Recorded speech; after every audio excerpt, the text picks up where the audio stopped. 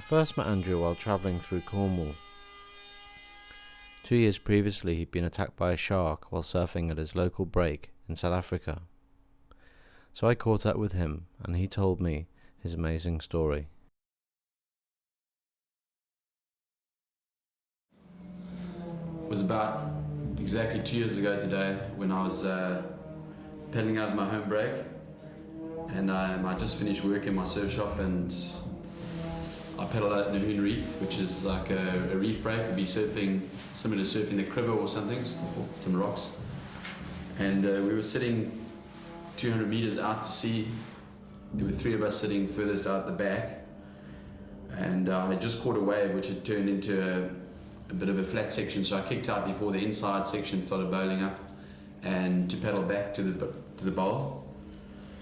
And I didn't see anything coming. I didn't see the shark coming at all. But next thing I knew, I just had this massive sort of, almost like being tackled from the back, my left side. And before I realized what was happening, I'd been lifted out of the water and then pulled back down underwater. And although my head and shoulders were still out the water, the shark had my leg and my board in its mouth and was biting and pulling at the same time. And I guess in that sort of split second, I sort of realized that, this is like life and death situation. And I didn't feel any pain or anything. It was just full on adrenaline. I just wanted to live. And I was like hanging onto my board as hard as I could, because I thought, if I let go, this shark's going to pull me off the board. And then that's when I think the luck or whatever it was took over, because the shark opened its mouth to get a better bite. And because of the buoyancy of the board and the amount I was pulling, I sort of flung over the other side of the board. And the board naturally just wedged into the shark's mouth. It was like pulling and pushing at the same time. I just went flung off this side.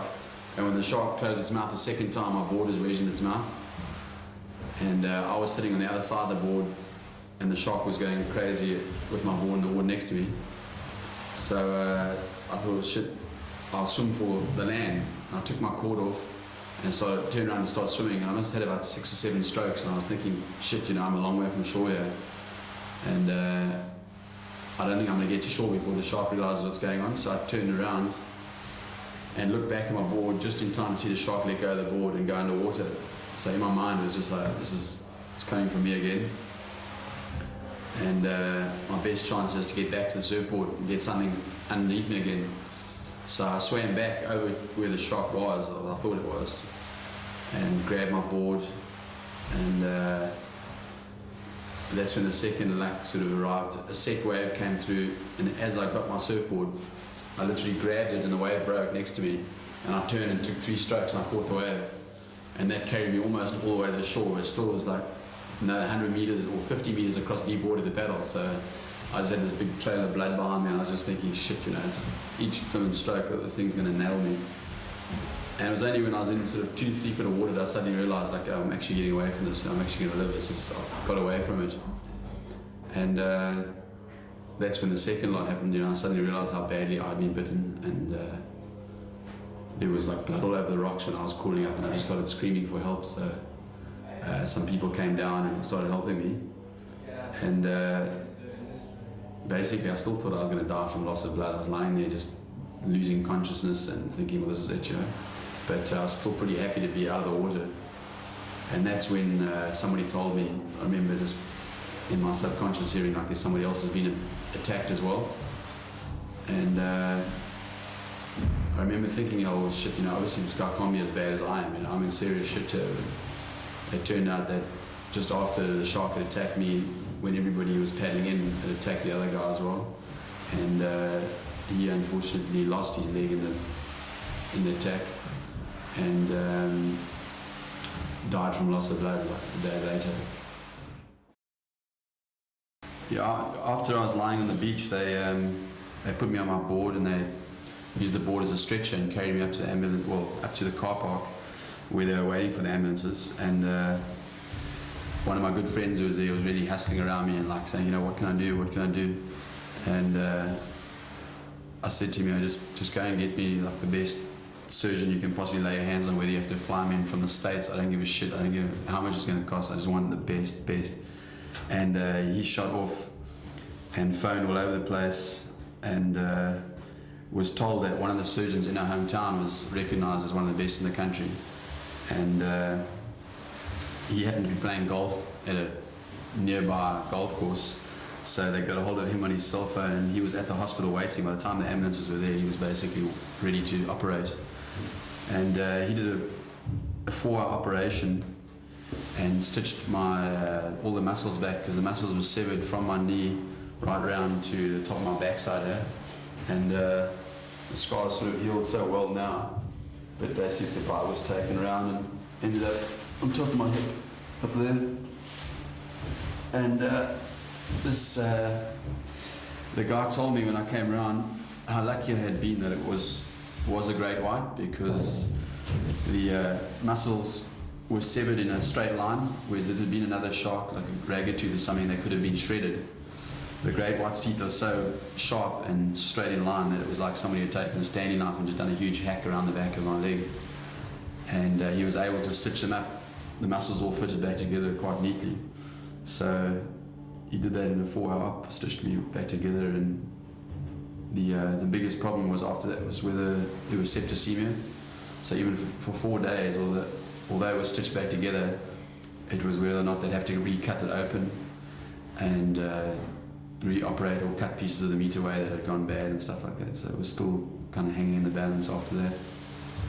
And the other part of it was my sciatic nerve, which operates your whole leg, was lying loose in the cut, and it actually had teeth marks. There were like pressures.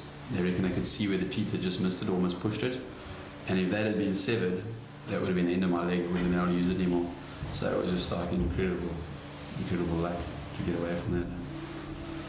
Yeah. Right. Do you get nightmares or anything like that?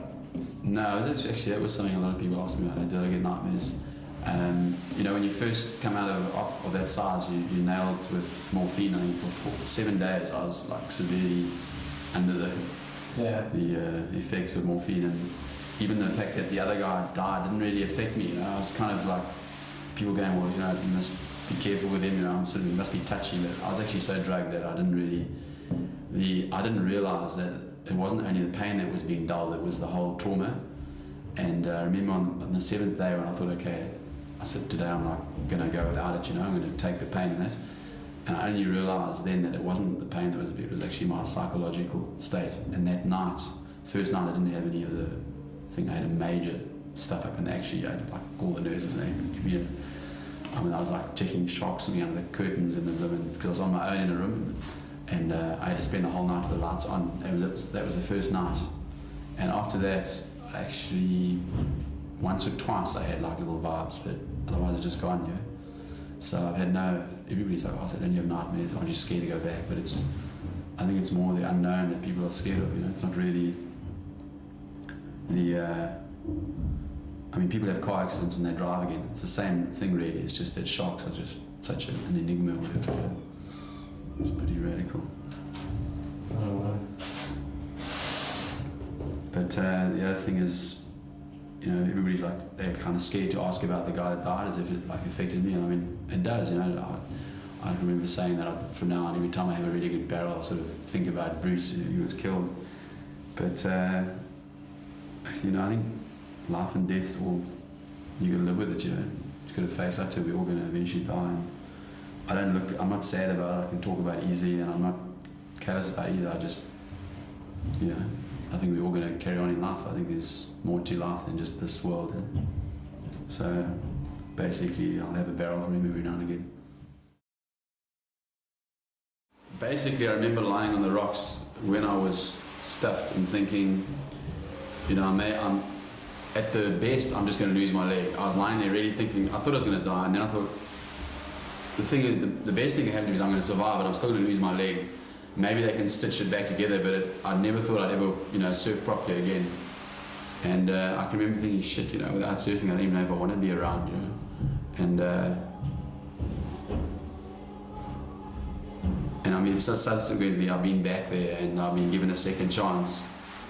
And I think it puts everything into perspective in life when you get back in there. But as to what makes me go back at Nahoon Reef, I think, well, Nahoon Reef is definitely the best wave in the area. It's such an exhilaration riding big open-faced walls. There is kind of no other wave around where I get that same feeling. Maybe Sunset Beach in Hawaii, I've had the same sort of vibe. And shit, you know, sometimes the waves are so good I can almost say it's worth dying for, you know.